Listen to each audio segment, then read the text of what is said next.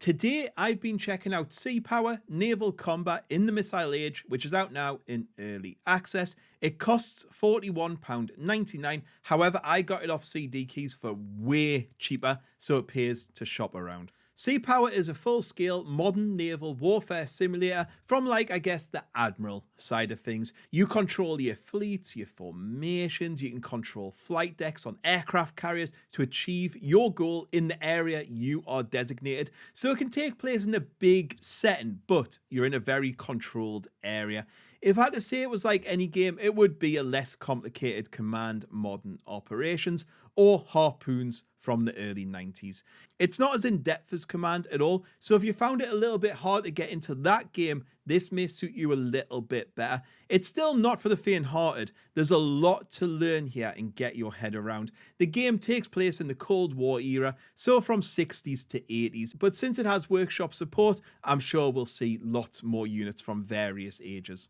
As always with early access, I like to talk about what do you get for your money. This is a large chunk of change at £41.99. Well, you get a bunch of missions, both for NATO and Warsaw Pact forces, across a few different theatres, North Atlantic, Gulf and parts of the Med, 150 naval units and 60 aircraft, plus some ground units. However, these are pretty basic buildings or artillery or SAM sites.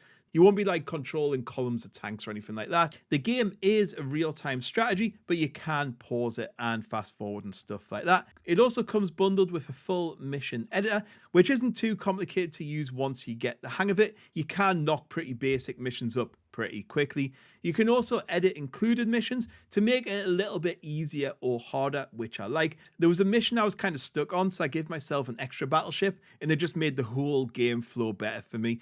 There's also full workshop support, and there's a lot of content up there already, from new units to reskins to reworks and of course missions and campaigns. To learn the game, you need to watch content creators really play, because that's how you're going to pick it up. The tutorials are decently done, but they're given to you via a video outside of the game. Honestly, I hate this. Games like this are complicated enough without being able to join in with a real-time tutorial. They really need to work on that.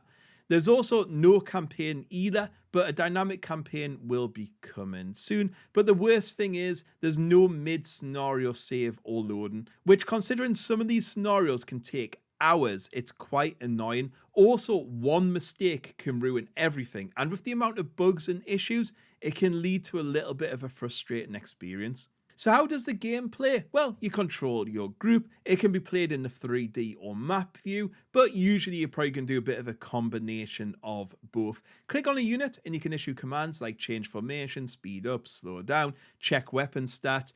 You can change radar settings, which is really important. You don't always want to show where you are to the enemy, so keeping dark sometimes is important. You can launch aircraft. Most ships have helicopters, or you can have a full aircraft carrier. Submarine warfare is also in there, which slows everything down, but it's a lot of fun to do. Hunting a submarine is so much fun. There's also electronic warfare, but it's a tad basic. There's planes and AWACS, B-52 bombers, and it's all pretty cool to watch from the sky. There's a lot of micromanagement to do in this game, and this isn't helped by the AI on the whole. Both enemy and your own unit's AI can just do some pretty stupid things, or just completely ignore you, or just stop responding to orders. They will also just stop moving sometimes too. One mission, I had to manually control every single ship, as they just would not move at all. There's also a bit of a lack of rules and mission planning at the moment.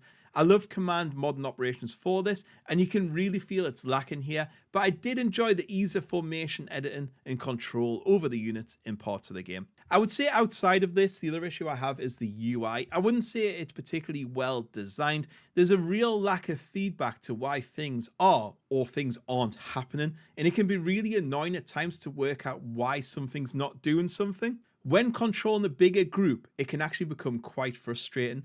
I feel at the moment, because of this, the game works a little bit better with smaller fleets and battles going on. I hope they make some improvements here. Also, it doesn't do multi-screen support yet, so you can't like drag things onto the other screen. Like, it would be really handy to have the map up there or your task log or mission or whatever, but you just can't do it. So it takes up, and it just means it takes up all the real estate on your current screen. Graphics wise, I would say this looks pretty good. I think most of the models are pretty highly detailed. Missiles and sea whiz streak across the sky. There's lovely effects like the wash of the helicopter blades. Looking underwater with the subs just looks great. I had a few issues here and there. I would like the ships to feel a bit more alive with like personnel and stuff walking around. UI, as discussed, needs updated and amendments made. Some of the model texture work is a little bit low, and I would like to see that improved as well. But it's such a great game to just watch the action unfold, or like watch a harpoon flying towards an enemy ship and just praying it hits. I love that you can watch the action from anywhere. Sound wise, no real issues here, but I think there could be a tad more feedback with things happening, and sometimes sound can get a little bit stuck. Like if you flick between like a helicopter and a ship, the helicopter noise stays on and it gets super loud and annoying. So in conclusion, I think this game is probably one of those ones that came out a tad too early. I know it's early access. They've also just done a player survey, and most of the things I have issues with, they will be working on ASAP, like AI, better controls, saving and loading, and a campaign. I think once all this is in, you'll have a great game. However, early access isn't an excuse, and especially asking over 40 quid in its current state, I think it could be a hard sell. I think maybe a mid-20s price bracket during early access may have brought some more players in.